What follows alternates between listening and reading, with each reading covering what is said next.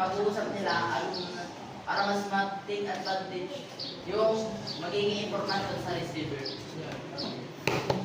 Filtering up po ay ito po yung pag-shape niya information communicated in order to make it look good or advantageous to the receiver. So, halimbawa po ay isang employee na nagsumbong sa manager na maganda ang tubo, maraming benta sa isang company.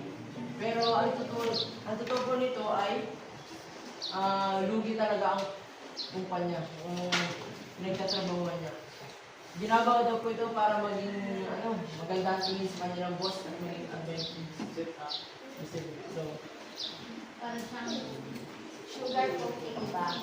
Sasabihin, kanyari nasa isip mo, pangit, tsaka, sasabihin mo naman kay Abby para hindi siya ma-open. Kunyari si Abby yung kausap ko.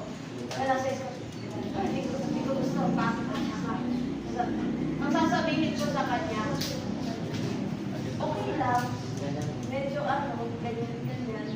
Parang pinifilter mo para hindi masaktan yung hindi sumama yung tingin sa'yo ng tao.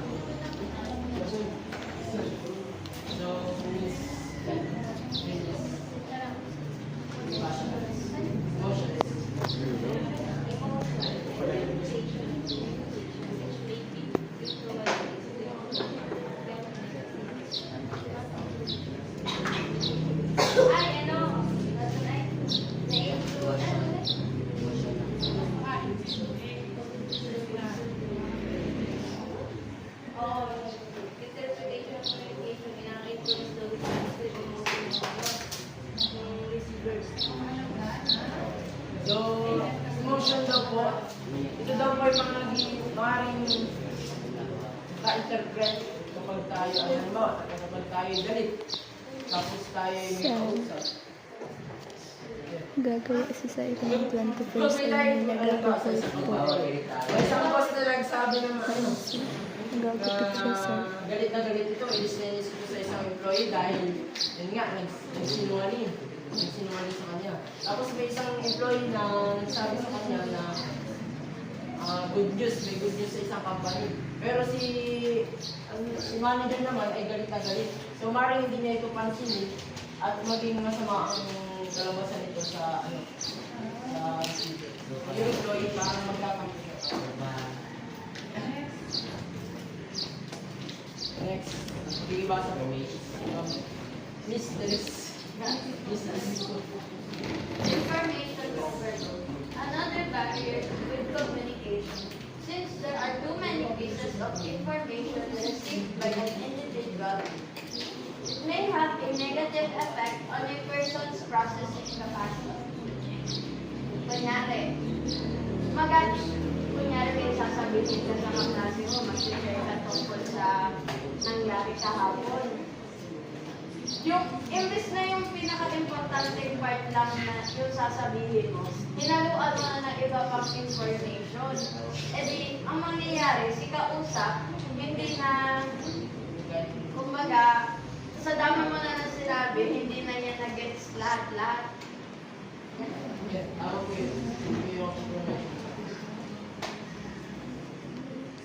So, kikibasa po. Miss, Cortez. Defensive. The act of the self-detection when people are threatened by something or someone. So, daw po yung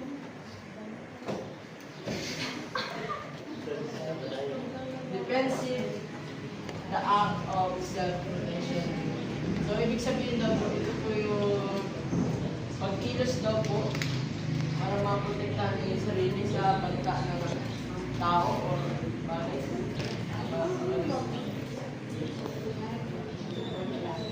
So, defensiveness. Di ba po may, for example, may kausap tayo, galit.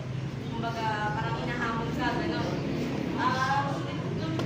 Ikaw naman, nasa kausap niya, puprotektahan mo yung sarili mo. Kumbaga, for example, sinigawan ka. Naging defensive ka, nandiyan ka na, nireply mo yung, for example, minura ka. Hindi naman ka dahil minura. Kumbaga,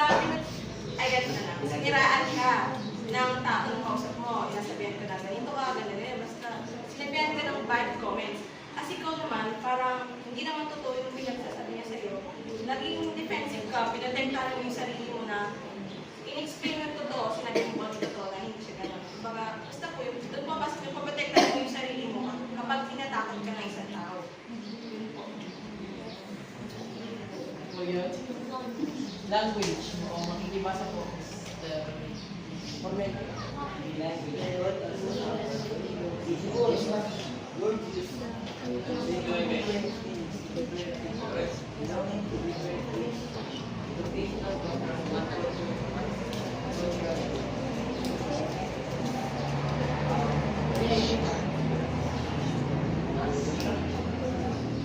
So sa language daw po, ito daw po yung maaaring maging hadlang sa magandang pakipag-usap dahil sa mga different meanings, different words and meanings. So halimbawa, sa different age, halimbawa si Jonas, anak, lalaki.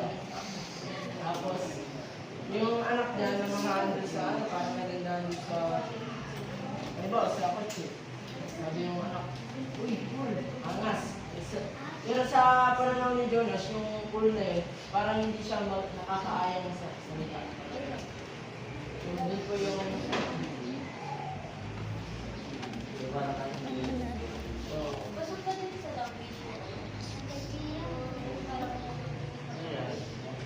kaya niya, dito yung yung... parang yung gawin mo. Parang di ba sina yung iba pala yung nalilin tapos akala mo galit ka lang So, iba yun. Example ng English, for example, Bisaya pa, tapos ikaw may ibang language na ibang Bisaya na which is pag sa Tagalog is may ibig sabihin yun. Kumbaga, nami-misinterpret nila ng word by word. Yun, yung gano'n. So yun, may ibig sabihin tayo sa language natin, pero may ibig sabihin yun. Just like language, the creative national culture may also cause problems in communication among members of an organization, especially if it is a multinational company. So, yun nga po, parang sinabi na ni national archetype. Iba't iba ang meaning ng ating mga kultura.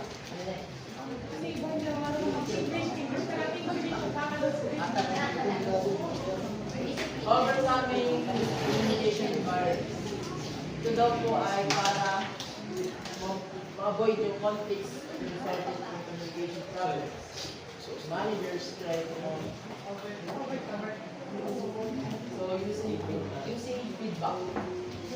This is usually done by asking questions about a member's subordinates or by them to give their comments or suggestions. So, para gets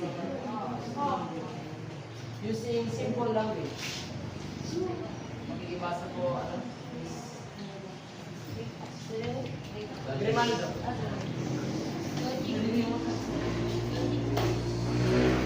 This is done by avoiding uncommon terms and flowery words that may just cause misinterpretation. Language use must fit the level of understanding of the intended recipients of the communication. Using simple language is ito po yung mga simpleng salita na parang pang araw-araw natin ginagamit para hindi mag-cause ng misinterpretation sa ating tao. So, yun na. Iwasan po natin ang flowery words. Anong flowery? Flowery words. Mabulaklak na salita. Ang mga ating salita para magkaintindihan at walang cause ng misinterpretation. Saka yung ano, salitang mas balik. So, active listening. Ibasa po. This means Lahat. listening well in order to grasp the full meaning of the communication. Hearing without giving full attention to what others seek to communicate usually results in misinterpretation and distortion. So, sa active listening daw po, hindi lang po ito yung aktibo kang kikinig. Dapat din daw po dito ay meron kang may naiintindihan ka din sa mga sinasabi.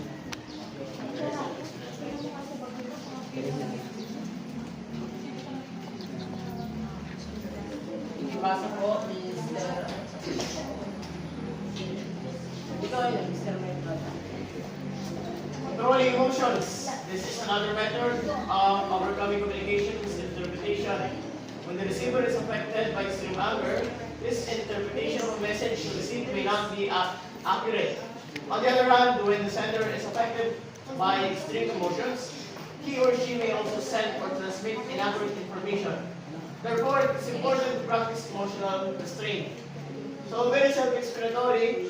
Kaya kung hindi ako madalas magalit, dahil pag ako tumalit, hindi lamang nililipat na bangkuhan, baka kung mamaya kaya ay nasa guidance na.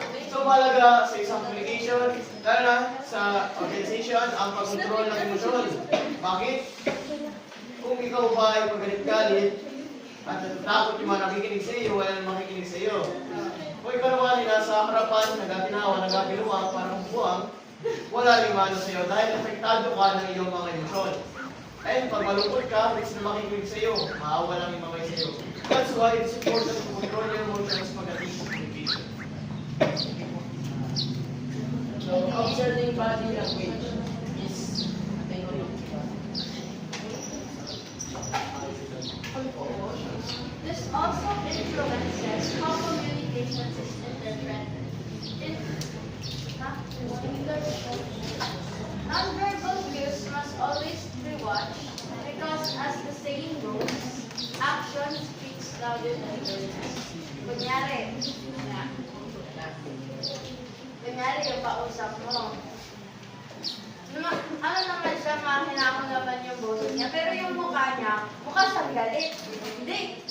Iisipin mo, galit ko siya. Yung isa naman, kasi sa body language kasi, sa psychology, diyan subconsciously, diyan natin na ipapakita yung tunay na iniisip natin minsan. So, yun po yun, body language. Sabi nga po ay action speaks louder than words. Dagdag ko lang po sa controlling emotions. This is another method of overcoming communication misinterpretation. Sabi nga po, don't make a decision where you are affected by extreme emotions. So, kung masaya ka, huwag kang gumawa ng decision. Tapos ito lang po yung dagdag sa akin. Sa organization po yung po na kung nakikipag-usap po tayo, ay kailangan maayos o informal way. Huwag po tayong gumamit ng sabi natin sa una natin na talakay, mga flowery words and salitang palbay. Tapos sa certain body language, halimbawa po ito, halimbawa